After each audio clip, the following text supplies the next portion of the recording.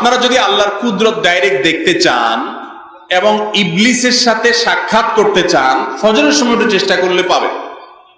সিস্টেমটা বলবো আমি। হাদিসে আসছে নবী করিম সাল্লাল্লাহু আলাইহি ওয়াসাল্লাম বলেছেন, মানুষ যখন শোয়, ঘুমায় রাতে, তার কপালের উপরে ইবলিস 3টা গিরা দেয়। কয়টা গিরা দেয় ভাই? 3টা গিরা দেয়। এই গিরা দেওয়ার মানে হলো তাকে অলস করে রাখা। এই জন্য দেখবেন ফজরের আগ মুহূর্তে যে ঘুমটা হয়, রাত দিন 24 ঘন্টায় আপনি যত ঘুমান না কেন, ফজরের আগের ঘুমটা মনে হয় এরকম ঘুম যে এই ঘুম থেকে উঠলে মনে আমি শেষ, মরেই যাব, এরকম মনে হয় না? রাত্রে শুইছেন 12টায় ঘুম আসে না, 1টায় ঘুম আসে না, 2টায় ঘুম আসে না, ওই যে মোবাইলের মোনাজাত দেখে শুইছেন, এখন শুধু ওইসব মনে ঘুরপাক খাইতেছে, ঘুম আসে না, বহুত কষ্ট মষ্টে ঘুমাইছেন, কিন্তু ফজরের সময় আজান হয়ে গেছে, এই টাইমে এমন শরীর ভাঙা ঘুম আসে, কারণ ইবলিস তার সকল বাহিনী টাহিনী সহকারে আপনার ঠ্যাং ঠ্যাং টিপে দিতে লেগে গেছে। ওই যে গিরা দিয়ে ফেলছে, অলস লাগে, অলস। হাদিসে আসছে নবী সাল্লাল্লাহু আলাইহি ওয়াসাল্লাম বলেছেন, কেউ যদি কষ্ট করে, হিম্মত করে, শীতের দিন আসছে সামনে, আরামের কম্বল ফেলে দিয়ে, কাঁথা ফেলে দিয়ে, লেপ তেলে দিয়ে ফেলে দিয়ে, সে যদি সকল কষ্ট উপেক্ষা করে একটু দাঁড়ায় যায়, বিছানা থেকে নেমা নামাজের জন্য দাঁড়ায় যায়, সাথে সাথে ওই 3 গিরার একটা খুলে যায়।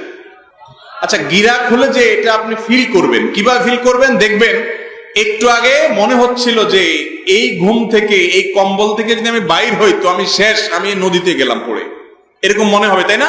কিন্তু হিম্মত করে বিসমিল্লাহ বলে যদি ফেলে দিয়ে, কম্বল ফেলে দিয়ে একটু দাঁড়ায় যেতে পারেন, সাথে সাথে দেখবেন যে শরীরটা হালকা হয়ে গেছে, ওই যে গিরা একটা খুলে গেছে। এরপরে গিরা আরো 2টা থাকে, তখনও কাছামুছু লাগে। এবার শয়তান বলে কি, দেখছে যে শোয়াই তো রাখতে পারলাম না, এবার বলে যে শোনো, উঠছো ভালো কথা, যেই ঠান্ডা, এই টেপের পানি হাত দিলেই শেষ, তুমি সাত করে উঠবে কিন্তু, খবরদার। এবার আপনি জড়সড় হয়ে ভয় ভয় আগাচ্ছেন, কিন্তু আপনি হিম্মত করে বাপের বেটার মতো, আরে কি হবে, হাতের ইয়ে করে হাতা গোছায়া টেপ খুলে বিসমিল্লাহ বলে হাত দিয়ে দেন, ওযু করে ফেলেন, সাথে সাথে দেখবেন শরীর আরো হালকা হয়ে গেছে, ওই গিরা আরেকটা খুলে গেছে। হাদিসে আসছে ওযু করলে গিরা আরেকটা খুলে যায়, শরীর হালকা হয়ে যায়। এরপরে শয়তান দেখছে যে এটাতেও কুলানো গেল না, উযু করে ফেলছে বেটা, তখন বলে যে উযু করে ফেলছো ভালো কথা, নামাজটা ঘরে পড়ে ফেলো, যে ঠান্ডা বাইরে, বাতাস প্রচুর, ঠান্ডা লেগে যাবে, তোমার পরে সমস্যা হবে, অসুবিধা নাই, জায়েজ আছে তো, মাসালা দিবে, বউরের সাথে জামাত করে ফেলো, দিয়া আপনি বাসায় যাওয়ার নামাজ পড়েন। তখন যদি আপনি হিম্মত করে বের হয়ে যান এবং ফজর নামাজটা মসজিদ থেকে পড়ে আসেন, ভাই আল্লাহর কসম করে বলছি, আপনি নিজে একটু খেয়াল করে দেখেন যে হাদিসে 3টা গিরা কখন কখন খোলে বলা হয়েছে, আপনি অনুভব করবেন আপনার শরীর থেকে কিছু একটা সরে গিয়ে পাতলা হয়ে যাচ্ছে। ফজর নামাজ জামাতের সাথে পড়ে যখন বাসার দিকে আসবেন, আপনি যদি রাত 2টায়ও শোন, আপনি যদি 3টায়ও শোন, মাত্র 1 ঘন্টা ঘুম হয়েছে, এখনো ঘুমের ঘোর আছে, তারপরও ফজর নামাজটা জামাতের সাথে পড়ে যদি বাসার দিকে আসেন, মনে হবে যে আপনার শরীরটা নির্ভার এবং হালকা হয়ে গেছে। মুসলমান চেনার উপায় হলো ফজরের নামাজ। হাদিসে আসছে যারা মুনাফিক, যারা নামে মুসলমান আসলে মুসলমান না, এই মুনাফিকদের জন্য ফজর নামাজ পড়াটা অনেক কঠিন হয়ে যায়। অতএব ফজরের সময় যখন আপনার কষ্ট হবে, তখন সাথে সাথে এগুলো মনে করবেন যে শয়তানের সাথে কিন্তু আমার লড়াই চলছে, আরে ये कुश्ती तो है अमर भर की, कभी वो दबा ले कभी तू दबा ले, শয়তানের সাথে লড়াই চলছে। আপনি উঠে গেছেন, সে হেরে গেছে, আপনি ওযু করে গেছেন, সে হেরে গেছে, আপনি ফজর পড়ে আসছেন, সে হেরে গেছে। শয়তানকে হারাবো তো ইনশাআল্লাহ। যদি না হারাইতে পারেন, তো এই কোরআনে কিন্তু শয়তানের চ্যালেঞ্জের কথা আল্লাহ উল্লেখ করছে। শয়তান কিন্তু বলে আসছে আল্লাহর কাছ থেকে যে আদমের কারণে জান্নাত থেকে বের হওয়া লাগলো, এই আদমের সন্তানদের সবগুলোকে বিপদগামী করে ছাড়বো, একটাকেও জান্নাতে যেতে দিব না। অতএব ভাইরা আমার, শয়তানের সাথে সংগ্রাম করে আমাদের ঈমানকে টিকাইতে হবে। ফজর নামাজ জামাতের সাথে পড়বেন তো ইনশাআল্লাহ। আল্লাহ আপনি আমাদের সবাইকে সহজ করে দিন। এই জন্য ভাইরা রাতে তাড়াতাড়ি ঘুমায় যান, মোবাইল টিপি যা আছে দিনের বেলায় করেন, নিজের সাথে নিজে সংগ্রাম করেন। আপনি যদি ঢিলা হয়ে যান, ঢিলা, এই যে ডায়রিয়া রোগীর কথা বললাম, যে মোবাইল আপনারা টানে, তো আপনি টানতেছেন স্ক্রল করতেছেন, কি স্ক্রল করেন ভাই? ফেসবুক, ইউটিউবে কি হারাইছেন? মনে হয় কিছু হারাইছেন, খুঁজতেছেন, স্ক্রল করতে করতে আঙ্গুল ক্ষয় হয়ে যাওয়ার দশা হয়ে যায়। কত কিলোমিটার স্ক্রল করে গেছেন তার কোনো হদিস নেই। নেক্সট সুরত দিয়ে একটা ওয়াজ শুনতে ঢুকছি, এরপরে কত ওয়াজের ভিতরে ঢুকে যায় নিজেও জানে না। নিজেকে নিয়ন্ত্রণ করতে না পারলে তার নাম হলো ঢিলা। তার নাম কি ভাই? ডাইরেক্ট হয়ে গেছে। নিয়ন্ত্রণ করতে হবে ইনশাআল্লাহ। আপনারা বেশিরভাগ মানুষ তরুণ, যুবক, আপনারা যদি চেষ্টা করেন যে আমি রাত 10টার পরে আর মোবাইলে কোনো অ্যাপে ঢুকবো না, সম্ভব না? অসম্ভব। চেষ্টা করতে হবে না ইনশাআল্লাহ? আল্লাহ আমাদের সবাইকে সেই হিম্মত দান করেন। নামাজ হলো বান্দার সাথে আল্লাহর কানেকশনের সিঁড়ি, সোপান।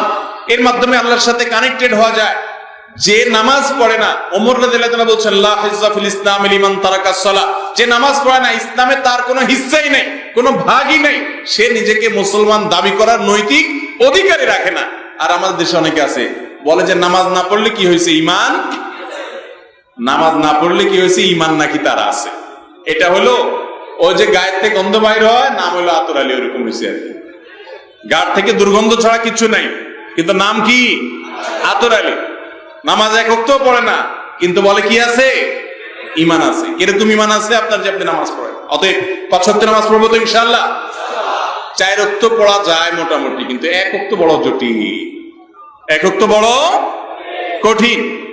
সেটা হলো কোন ওয়াক্ত? মাগরিব, ফজর। তার মানে সবার জানা আছে মাশাআল্লাহ। ভাইরা আমার, ফজরের নামাজ দেরি হয় বা পড়তে পারি না, এর মূল কারণ হলো এইটা, ঠিক না? ঠিক।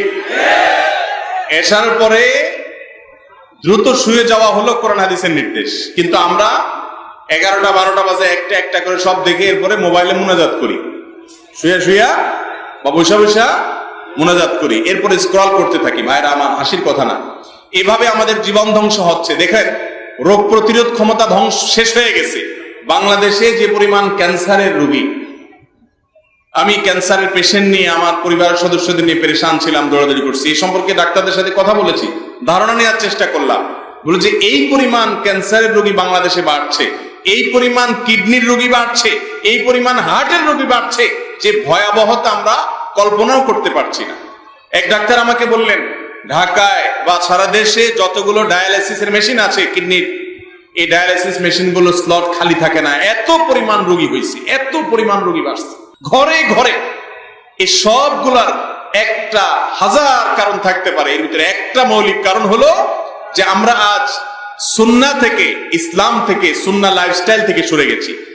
এখন ডাক্তাররা বলে যে রাত 10টা থেকে 2টা এই টাইমটার যে ঘুম, এটা আমাদের বডিতে ইমিউন সিস্টেমকে স্ট্রং করে, রোগ প্রতিরোধ ক্ষমতা বৃদ্ধি করে। আপনি শনি রাত 12টা 1টা বাজে, আপনার শরীরে রোগ প্রতিরোধ ক্ষমতা থাকবে কোত্থেকে? সব ধ্বংস হয়ে যাচ্ছে। ভাইরা আমার, সুন্নাতের অনুসরণের মধ্যেই কল্যাণ আছে, এর বাইরে অন্য কোথাও কোনো কল্যাণ নাই। অতএব আমাদেরকে ফজরের নামাজ পড়ার অভ্যাস করতে হবে। ফজরের অভ্যাস করতে হলে রাত্রে তাড়াতাড়ি শুইতে হবে, রাত্রে তাড়াতাড়ি শুইলে অটোমেটিক ফজর পড়া সহজ হবে। এই জন্য আমি ওয়াজ মাহফিলগুলোর ব্যাপারে আকুল আবেদন করি। আমার ভাইকেও আমি বলেছি, উনি নিজেও জানেন যে আমরা চেষ্টা করি মাহফিলগুলো যত তাড়াতাড়ি শেষ করা যায়। কারণ অনেক জায়গায় আছে 12টা 1টা 1:30 2টা পর্যন্ত মাহফিল হয়, এরপরে যাইয়া শ্রোতা তো পরের কথা, বক্তা বেচারার ফজরই তো টানাটানি হওয়ার কথা, কি বলেন? অতএব এটা তো কখনো সুন্নাহ সম্মত বিষয় হতে পারে না। তো আপনারা সবাই ফজর নামাজ জামাতের সাথে পড়বেন তো ইনশাআল্লাহ?